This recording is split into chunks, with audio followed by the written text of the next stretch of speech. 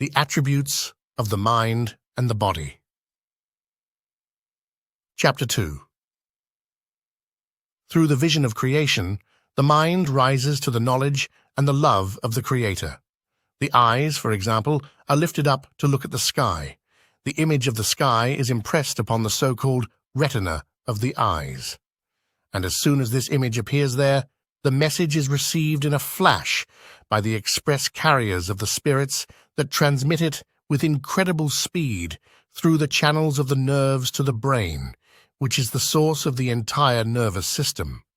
And as soon as the contact is made there, the mind is immediately aroused to see the sky. After this perception, the mind, by exercising its rational thought, can wonder at the order, the size, the beauty, the light, and all the other attributes of the sky. And in all of these, the contemplative man can see the wisdom, the creativity, the power, and the beauty of him who created it.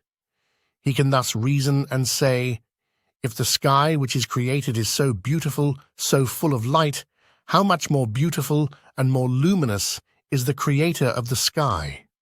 On this point, St. Dionysius said, for essentially the effects are present, standing clearly before their causes. And so the mind climbs as high as it possibly can to the knowledge of the Creator, and with this knowledge, the mind excites the heart and the will to love this Creator. St. Basil encouraged us to think such thoughts, and through them to rise from the visible to the invisible, and from the ephemeral to the eternal. He wrote, if these ephemeral things are so wonderful, how much more are the eternal? And if the visible are so good, how much more good are the invisible? If the magnitude of heaven goes beyond the ability of human reason to measure, which mind can discern the nature of divine things? If the physical sun that is subject to corruption is so beneficial, so great, so quick to move and establish the orderly seasons, and if one does not tire looking upon it, how much more beautiful is the sun of righteousness? And if it is a loss, even for a blind man, not to see the sun, how much greater is the loss for the sinner who is deprived of the true light? This is why the wise Theodore of Jerusalem also said, to meditate upon the nature of created beings is a most purifying experience, one that delivers us from any violent feeling against them and any deception pertaining to them. It is also most effective in leading us back to the origin of all things, namely, from the good and marvelous and great to the best and most marvelous and greatest, or rather, the experience of meditating on the nature of created things offers us an insight into what is actually beyond beauty, beyond marvel, and beyond size. Even Solomon, criticizing the Greeks who were idolaters, wrote, if they were pleased by the beauty of created things and took them to be gods, let them also know how much better than these is their ruler. For indeed, the originator of beauty created them. If then they were impressed by the power and energy of created beings, let them also understand through these how much greater is He who has created them. The mind can rise through the Holy Scriptures to know and to love Him who spoke the Scriptures. And now let us consider the ears. Certain words from Holy Scripture are spoken. The words strike the air and cause a wave motion. As the air waves are raised one after the other, they fall upon the ear and its cone. From there, they enter the auditory canal of the ear and strike the eardrum. When the eardrum is struck, the air in the chamber behind the eardrum is set in motion, and this in turn disturbs all the parts of the so-called cochlea of the ear. The acoustic nerve, which has its source in the brain, is also struck, and thus the mind is aroused to hear the words spoken.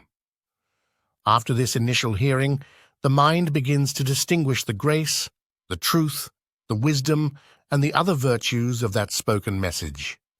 And so meditation follows. If the words, which are effects and energies, are so true and so wise and so graceful, how much more true and wise and graceful is God, who spoke and produced these words. As Aristotle said, for every reason that makes a thing great, there is another reason that makes another thing greater. Through this manner, then the mind climbs up to the knowledge of God, who both inspired and spoke the Holy Scriptures. Similar to this analogy of knowledge, the mind also fires the will to love God, for as Theodore of Jerusalem again wrote, "The degree of knowledge determines the degree of will." The mind can work in a similar manner through the sense of smell, the sense of taste, and the sense of touch. In a word, then, the mind can through the senses use all created things and all of Holy Scriptures as certain steps to rise from the sensory to the rational, from the effects to the causes, and from the images and types to the depicted original prototypes. And so it is, for, according to Dionysius Areopagite, the visible things are types and images of the invisible, the perceptible of the intelligible, and the divisible and variable of the indivisible and unified. Even the very creation of the visible world has revealed the invisible things of God. Through such a method, the mind rises from the created things to the Creator, and from the sacred Scriptures to Him who spoke them. In all of its activities and in all of its perceptions, the mind seems to be saying those words of the prophet Isaiah, "Come, let us go up to the mountain of the Lord, to the house of the God of Jacob, that He may teach us His ways, and that we may walk in His paths." This, then, is the reason why and the purpose for which God created the portals of the senses, that the mind may be, as St. Gregory the theologian said, an overseer of the visible creation and an initiant of the mysteries of the invisible world. The mind can, through the senses, see the Creator in the creation, as the sun is seen reflected in the water. Theodore of Jerusalem philosophized, sense perception is needed because through it we can understand the Creator by observing the created. We see Him in creation as we see the sun in the waters, since images of the first cause of all are to be found in created things, according to their capacity to reflect it. In short, then, this is the reason for the senses, so that the mind may proceed through them to its rational food, to its sumptuous fare, to its delight. In this analogy, let us be reminded of those animals who carry their own house, such as snails, turtles, and others like them who go out of themselves to seek their natural food. But here again, Theodore of Jerusalem reminded us, this then is the real struggle, to watch over ourselves vigilantly so that we may always delight in the spiritual things, stretching both our mind and our appetite toward them. We must never be distracted by sense perception, to look upon something and to admire it only as a thing in itself. It is wrong and unnatural to look upon nature, to read the Scriptures, and not to rise to the knowledge and love of God.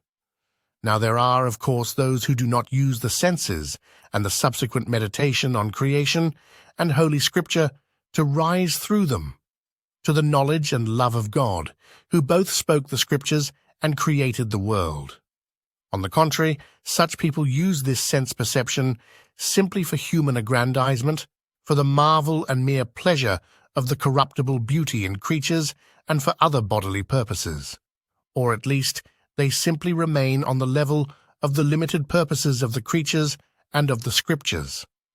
They thus neglect to proceed further, to rise to the Catholic and comprehensive view of things, to God's wisdom, through which all things are known, and in which all the reasons for each creature are to be found, according to St. Maximus. The Lord by wisdom founded the earth. When He established the heavens, I was there. St. Basil the Great, too, had something to say on this point. There are indeed certain reasons why the primordial wisdom of God was laid as a foundation to nature at the time of creation. 16.